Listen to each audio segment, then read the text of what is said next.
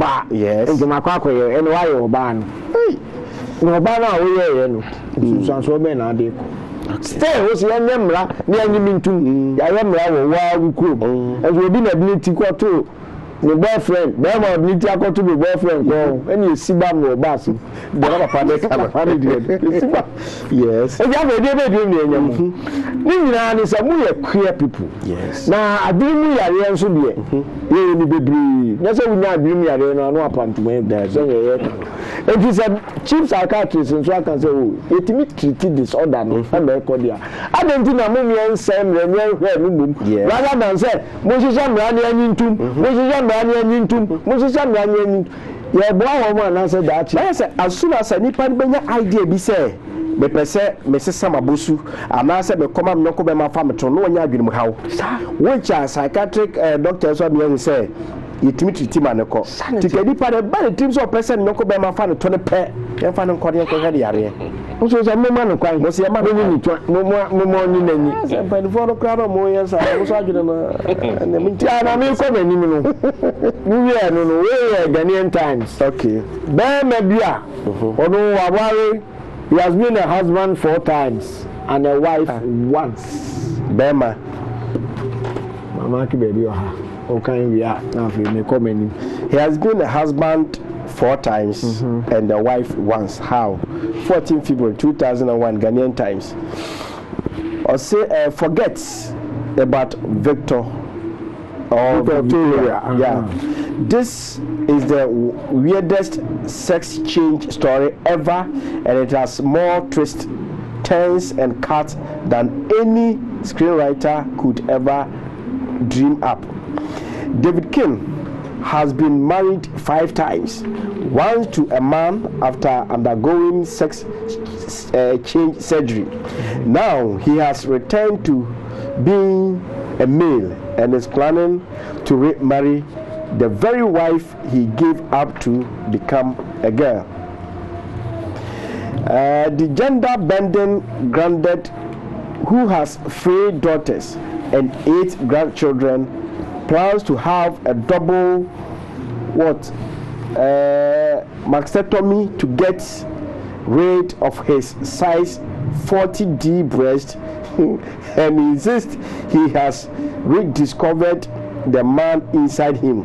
Akwasa hwe. yeah Entina oye bema o. oye bema ama ware ye. Entina to sunum ne de odane no ho oba adoko ware bema. Afira na adwena ba ne ho so. Safiri oye bema. Entina san reverse no. No san ko ware oba a no di ka ware ne pen. na we so kind story we ya na video we can say a year mental health challenge. Yeah, this is true. And try you try any day. Okay. Now when Australian writer be Jermaine Greer ono true book be female unique. Okay. But he take no na transgender for the na your target say o tan wo mu and one can sempam for wo mu and I was me the maka no na maka the first I will go through the process so we are be man no abere oba no say we tebia no we dey wonye oba da. Okay. Yeah. We are be man na we na me kan na boni e wo ho ni de hin because enema no bebre ho a mo ya procedure no and in disaster. Yes. About the trade book no friend irreversible damage. Okay.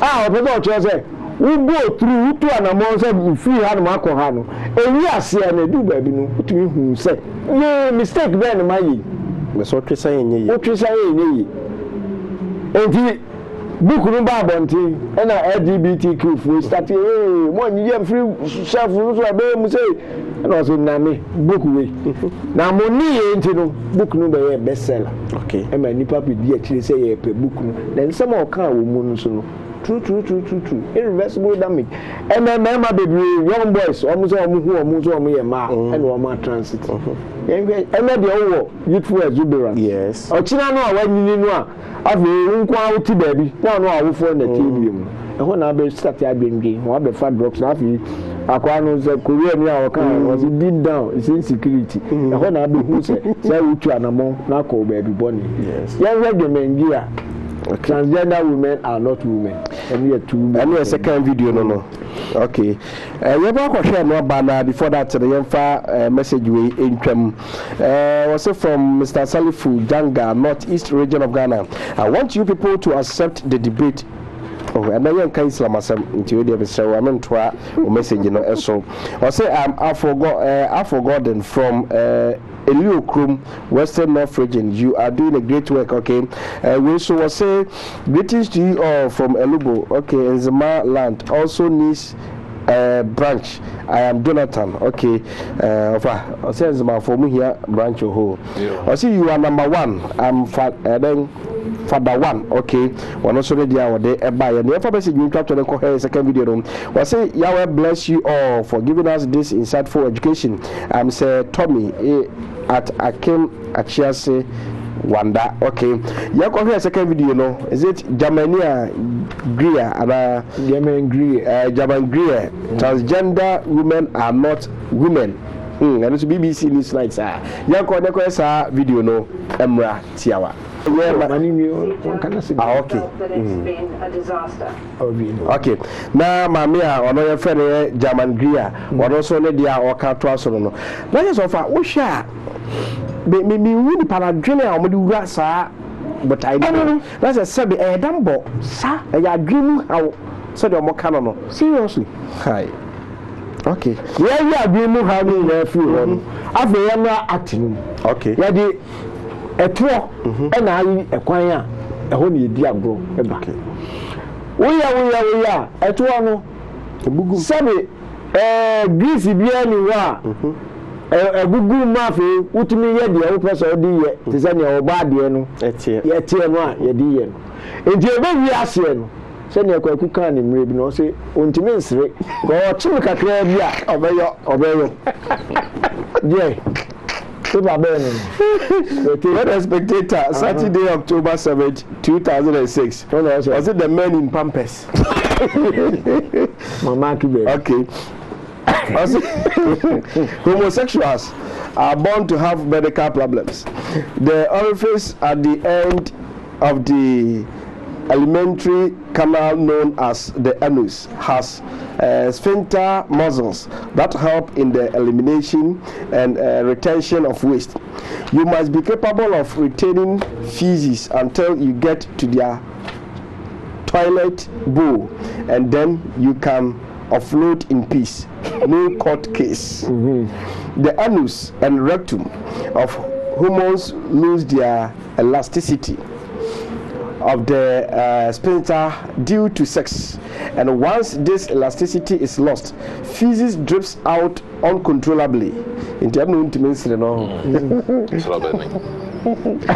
means the person has lost that retention capability, and if he doesn't wear pampers, there will be an offensive accumulation of fecal matter in his supporter.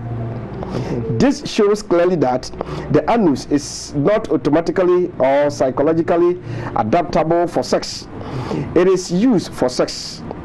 Oh no, if it is used for sex, it is an abuse of the organ because collateral damage to the tissues is inevitable. That's what we're going to shine. About the now, I am the honesty into the person. I'm so behind the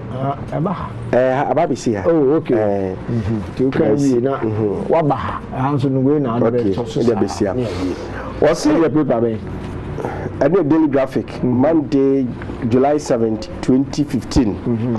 Was it most times for homosexuals to get maximum satisfaction, they use all kinds of foreign bodies such as creams and oils with chemical components and resort to homosexual activity known as fisting, insertion of the hand or forearm into the rectum, which leads to anal tears. And that's a fair.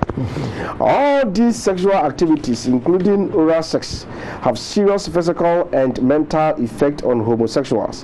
When homosexuals reach the point where they are faced with the realities of health hazards, with what they considered fantasy tend to be no more the case, they experience depression, reduced immunity, suicidal thoughts, substance abuse such as excessive intake of alcohol, smoking, and reckless sexual behavior, promiscuity,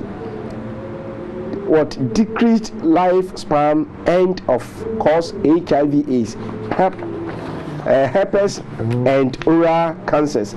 As if we had the papa can ya and no pepe but you and you more said na can man to bring you so o ye babu no o ju ani but after bedum pempen so no that is how we nyina e dia brawo.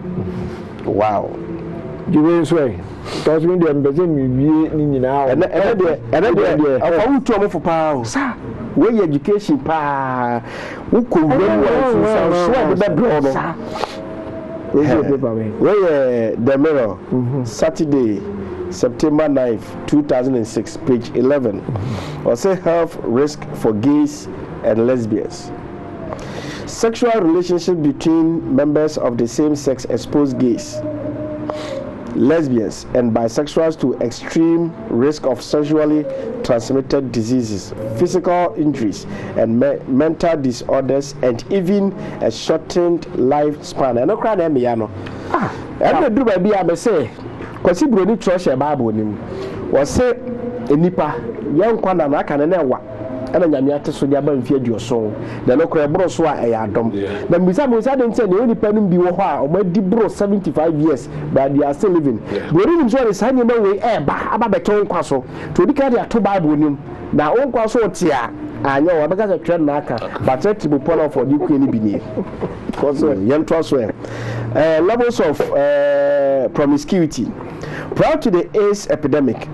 A 1978 study found that 75% of white gay males claimed to have had more than 100 lifetime male sex partners. 15% claimed 100 to 249 sex partners. 17% claimed 250 to 499. 15% claimed 500 to 999. And 28% claimed more than 1,000 lifetime male sex partners. Bema bako.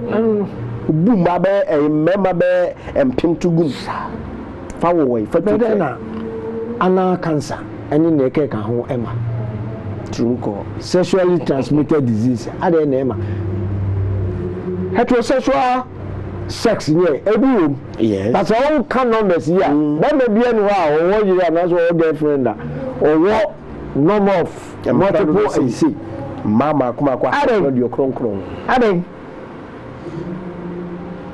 okay.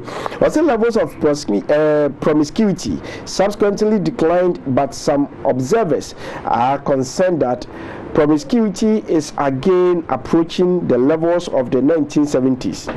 The medical consequence of this promiscuity is that gays have a greatly increased likelihood of contracting HIV/AIDS, syphilis, and other STDs. Okay. The similar extremes of promiscuity have not been documented among lesbians. However, an Australian study found that 93% of lesbians reported having had sex with men, and lesbians are 4.5 times more likely than heterosexual women to have had more than 50 lifetime male sex partners.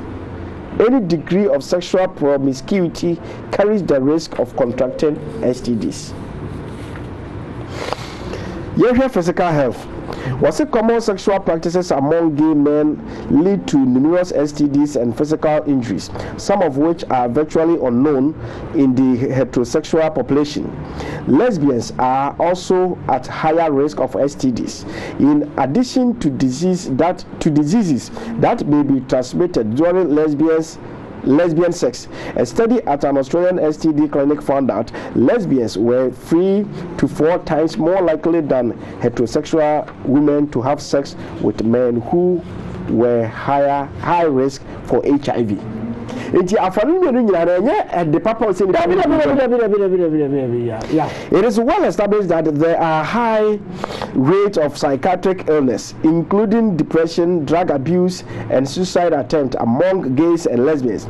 This is true even in the Netherlands, where gay, lesbian, and bisexual relationships are far more socially acceptable than in the US. Depression and drug abuse are strongly associated with risky sexual practices that lead to serious medical problems. The only epidemiological study to date on the lifespan of gay men concluded that gay and bisexual men lose up to 20 years of life expectancy. It is only also maybe 60 years at the age of 40 now. Also maybe 100 years at the age 40 now. Tibroni no catch or say ya ton kwana so what jedi. No be introduced gay and lesbianism their mouth so near one sign called that because who so you nipa na ton kwana so. I said you kind of last okay. We say Daily Graphic, Saturday, February 24, 2007. Gay men seek female cancer jab. A ma anyako kramno. A man money form tono. A call mo pani ni bi. Okay. Say atina papa mo. Health wise. Omo mo boche ubia. Reference obi discuss obedaji. Obeji anu so bebre. Was it homosexual men are requesting a controversial sex disease vaccine designed to prevent a female cancer. Cadazole protects against the most common of sexually transmitted infections, human papillomavirus, that is HPV, which can cause cervical cancer. But HPV also causes genital warts and anal and penile cancer, and men argue the jab would guard against this.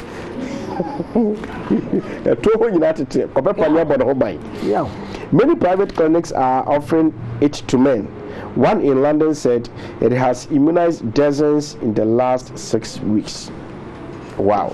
And I'm saying that the program yama omo ni mani na ya me pesa me kan say en campaign fu a mo ya de ya hwan be she mu ko mo pass mra mu mia ya education mu the help others good ya involved yes se boni na tutu na ni awia ya de ma ke pese you o mu free o ha o mu enti akwam bia so no se mo mu hu se yare a wo komuni se wuni mu dia e de ka kire wo adadafo no o mu dada no o mu ntimi nkanti no o mu dia ya nsan wie drug wie obekoda bia no aye depressed what you afi ne bia wonu nu hu se wotu anamo etisa ade nti na se trance ni piapia enti yawo medimanu si wo ha na next week obade ma da woman dia e besa TSC dadem